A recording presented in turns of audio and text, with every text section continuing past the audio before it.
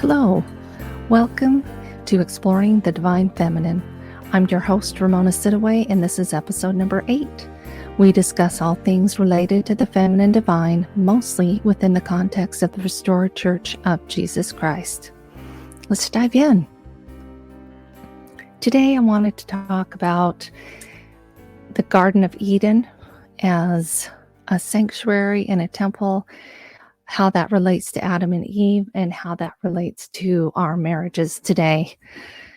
When we look at the outline of the Garden of Eden, it's easy to put it in as an archetype of the temple.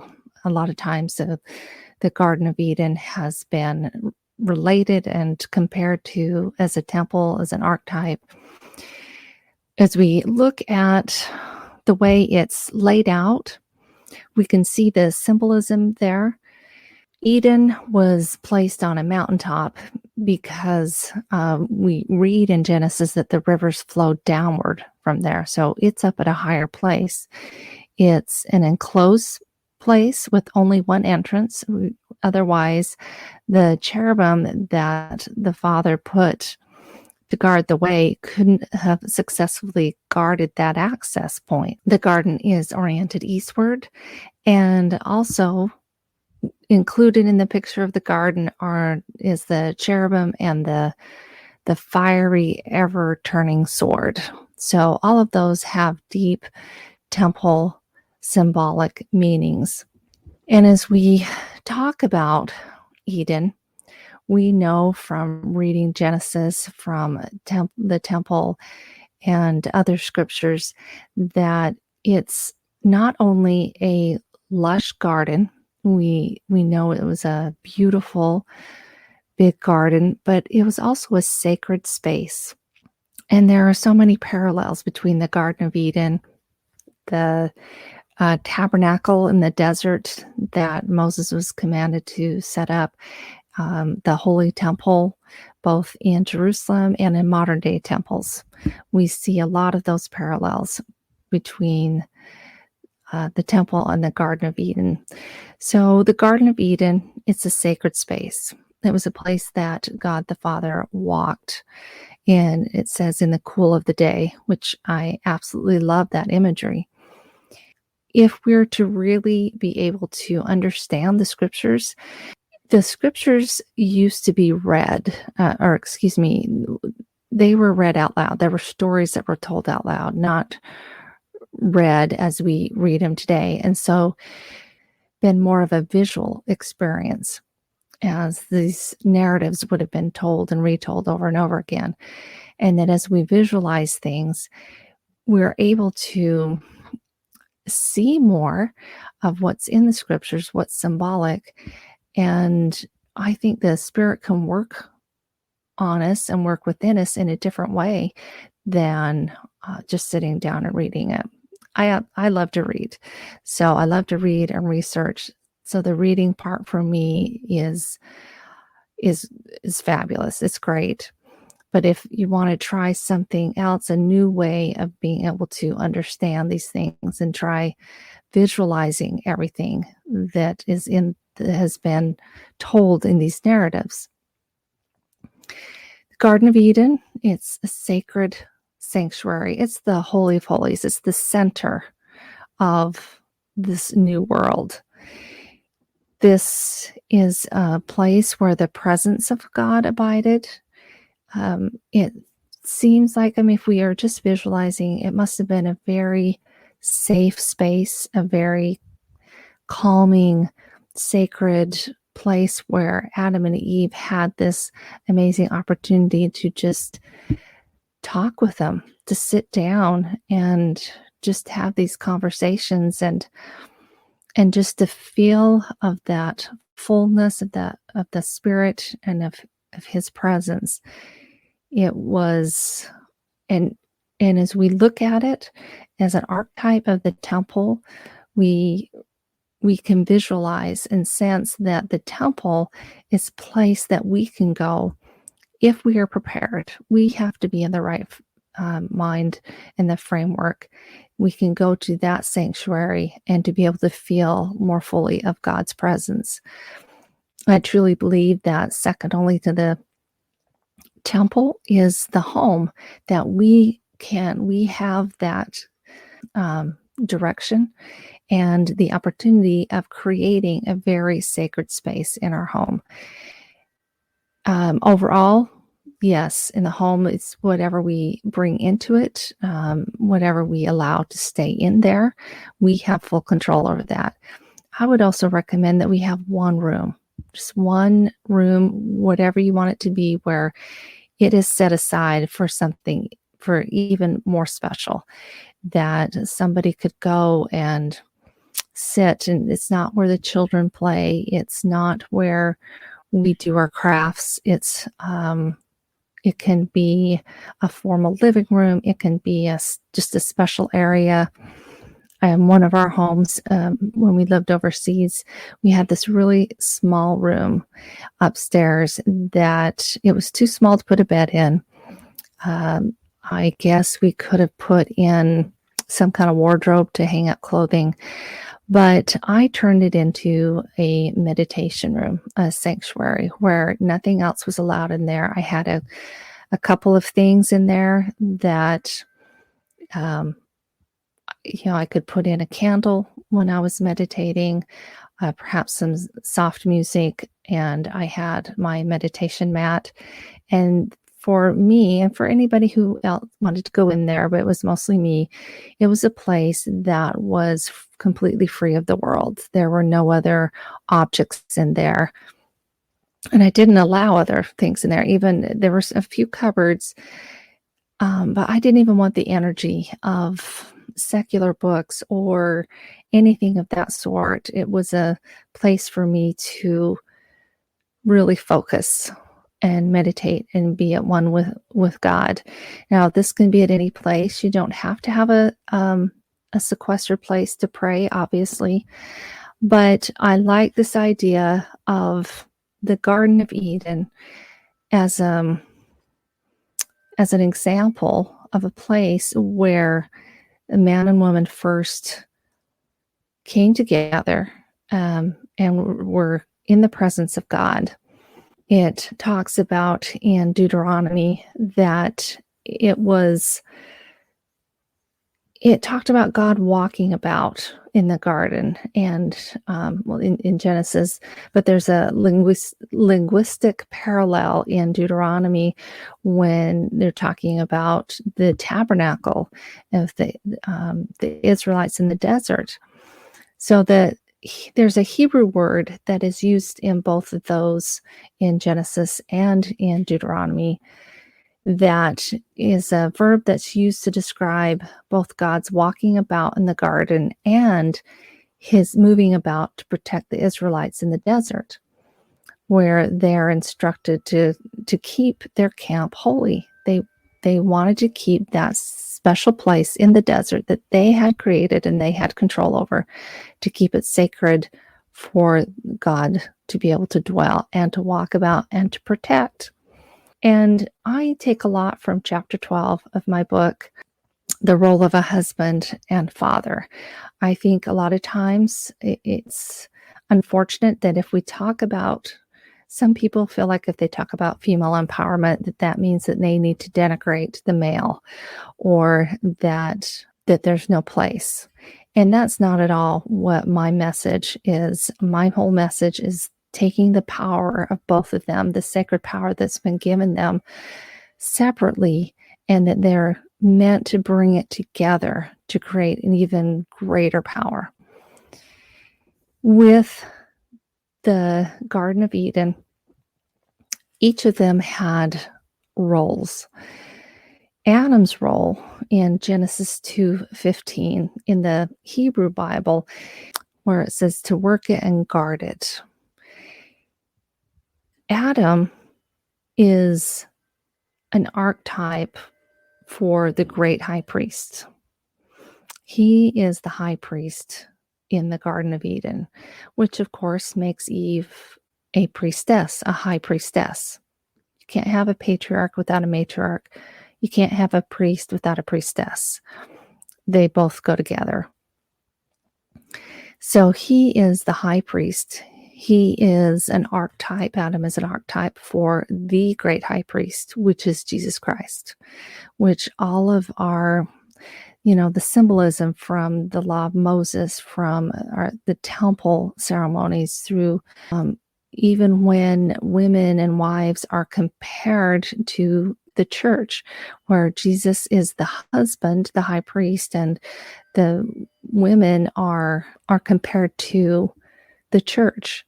So when you look at Adam and man's role as a high priest, how he's to stand guard and protect, and we talked about this in one of the episodes about presiding, that presiding means to stand in front of and protect.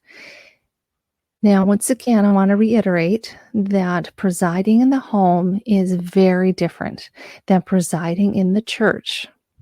It's very different. It's the same word, but different meaning, different context. And this makes a huge difference.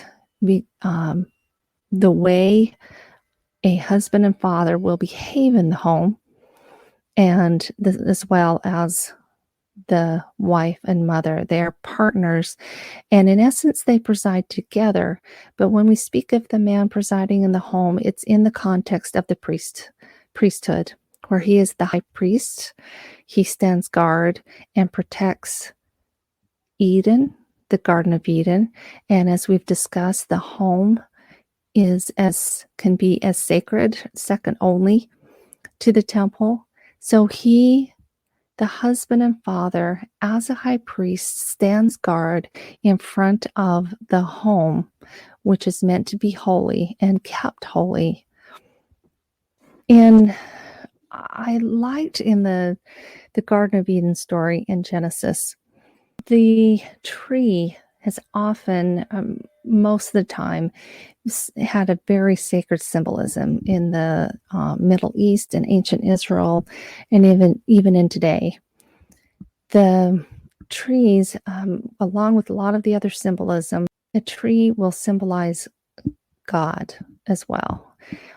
We won't go into it too much, but the tree of life vision that Lehi and Nephi had, where the love of God is represented by the tree, and it is often represented as Jesus Christ. And that's one very strong motif, very strong archetype. We will talk about this in another podcast, which I'm excited about another archetype that it represents. And once you hear about that, you'll wonder why we didn't see it before as strong and why it's not discussed more. But that's just a teaser for an upcoming podcast. A lot of times the trees are symbolic of the mother in heaven. And there's a wonderful legend, a wonderful narrative that talks about how the mother is represented in the trees in the Garden of Eden. And when the father comes and is walking, and Adam and Eve hear him, and they are afraid, and they hide. Well, they hide among the leaves. And if you think of the tree as an archetype for the mother in heaven, they are hiding among her leaves, like hiding in the folds of her skirt. I love that image, to where they are going to her for comfort and for nurturing, but eventually she has to shoo them out and stand by her husband and talk with Adam and Eve. Now, these are just my visualizations, okay? This is my way of, I guess, the poetry or the prose to be able to visualize what happens in the Garden of Eden. And I do really believe that the mother in heaven was actively involved in that. So I visualize that the leaves are like the folds of her skirt that they go to, they run to, and are encompassed with love and security. We move forward, and As we talk about the roles of husband and fathers and how they relate to women, that Adam is the high priest, an archetype of Jesus Christ, the great high priest. Just as in my book, We Are Adam, the partnership of Adam and Eve in the Garden of Eden, and what it means for you. In other chapters, I've discussed the special kinship that Christ felt with women because of how far into the valley of death that they go when they give birth, and also by the essence of how they are a scapegoat so many times, and they have been throughout all of history in almost every single culture. And so we have a special kinship with Christ because of that. Well, just as we do, Christ and men share a very divine role. Just as Christ provides for all of us, he covers us with the protection of the atonement. Every husband and father, righteous husband and father, is expected to provide for and protect his family as well as he can, just like Christ as the high priest does for us, for the church. The husband and father as the high priest of the home covers, he follows, he protects the family and he covers them with protection. He does this in a big part, just by following the commandments, adhering to his covenants, and honoring his priesthood. If he does all three of those, I think everything else just falls into place. And it would be hard for him to misalign himself. While some aspects of the roles of men and women, they converge or cross over, each of us must be in tune with the Spirit to know how best to serve in our specific roles and how we best serve in those roles as we cross over. Both men and women are called upon and blessed to protect the family and each other. Now, the wife is not going to be physically able to protect the husband as well, or even the entire family, but she can protect the sanctity of the home. She needs to live and nurture in such a way that there are feelings of love and safety and security that are in the hearts of each family member. As we read about the different roles that men and women, husbands and wives, play in their family, we can see how it can apply to both, right? You read about how there's love, safety, and security that the family feels. We can see that in the role of the husband as well, the role of the father. So they cross over, and the way we fulfill those roles is going to be different, not only because of our gender, but because of who we are, our personalities, and what God has asked us to do, what our mission has been in that particular family. The women can create a spiritual haven, just as the man can. The home is a place that is set apart from the world. And especially in today's world, there's so much harshness and evil influences that this becomes more and more paramount. The apocryphal manuscript that was found by Nicholas Nitovich in 1887. There are additional teachings of Jesus. There is a verse in there that reads, quote, "Be submissive towards your wife. Her love ennobles man, softens his hardened heart, tames the brute in him, and makes of him a lamb," close quote. A lot of times we wonder, are we to submit? What does that mean, submission? And I say yes, we are both to submit to each other. It takes an enormous amount of humility in a marriage, in basically any relationship between a man and a woman, whether it's in the church, outside of the church. It takes a lot of humility. And I believe that there is submission on both sides. And once again, we follow the Spirit. What does that mean? What do I need to do to change, to have a meek and humble heart, to be able to work with this person, my husband, my wife?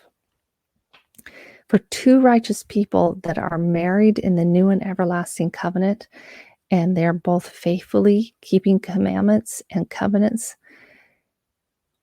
with those two people submitting to one another, it is not a punishment and it is not controversial. It becomes paramount in a healthy and happy relationship. The husband and wife are to heed each other's counsel, and they need to be meek enough to recognize that their partner's vantage point is different, yet extremely useful from their own. The marriage of a man and woman is a symbol of Jesus's relationship to the church. So the man is the high priest, just like Christ is. And he stands in front of, in the sense of protecting his home, his Garden of Eden, his sanctuary, so that those who dwell within there, the wife, the high priestess, the children that they have, whatever they have created by tilling that ground symbolically, whatever sanctuary they've created, whether or not they have children in or out of the home, anybody who comes into that home, whatever they create in that home that goes out into the world, and creation can mean anything, he stands as a high priest. And what does that mean? What is a man's role in protecting that sanctuary, that home? In closing, I wanted to bring up briefly about when the Lord takes a rib from Adam and he makes a woman. Remember, this is all symbolic. The Hebrew word for rib, as it's used in Genesis, it is tsela, T-S-E-L-A. In all of the other instances in the Old Testament, this word is translated and used as side, meaning always in the context of a tabernacle or temple construction. So it's only for some reason in these two verses in Genesis that the Hebrew word is translated as rib. Let's think about that. If it is the side of a temple, of a holy building, a holy construction, the master builder himself, God, uses the side of Adam to create or build another human being. And if she's a side of a holy building and he's another side, what does that make them? Adam and Eve together become a temple. They are now this holy sanctuary. Think about what a high priest will do in front of the holy sanctuary of the two united together, and how he's to protect that relationship, protect that unity, protect that sanctuary, that temple that the two of them now together have created, and what is expected from that union, what is expected from that marriage, if it is as holy as a temple.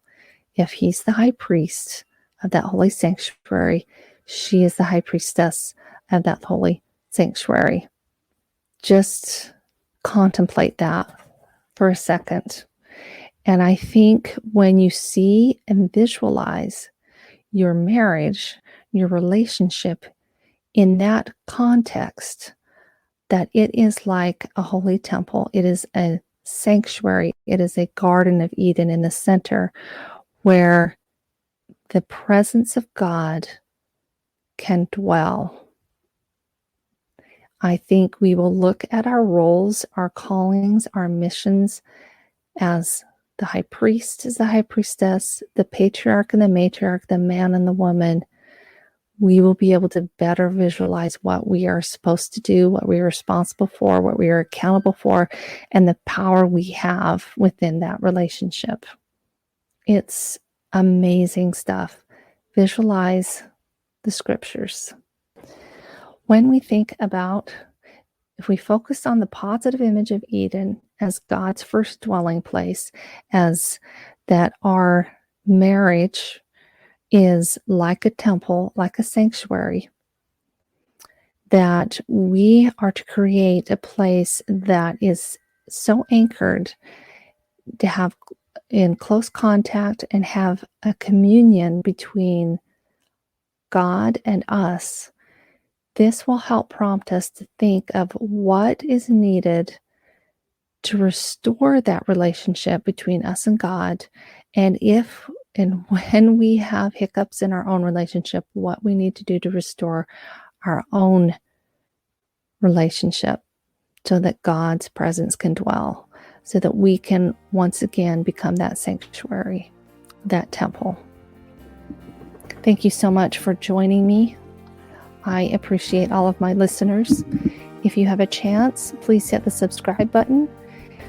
I have new podcasts every Friday morning, 10 a.m. sharp. Sisters and brothers, it's our time. We are finally emerging from the wilderness to a better understanding of our divine purpose, mission, and destiny. Thank you so much for joining me. Until next time.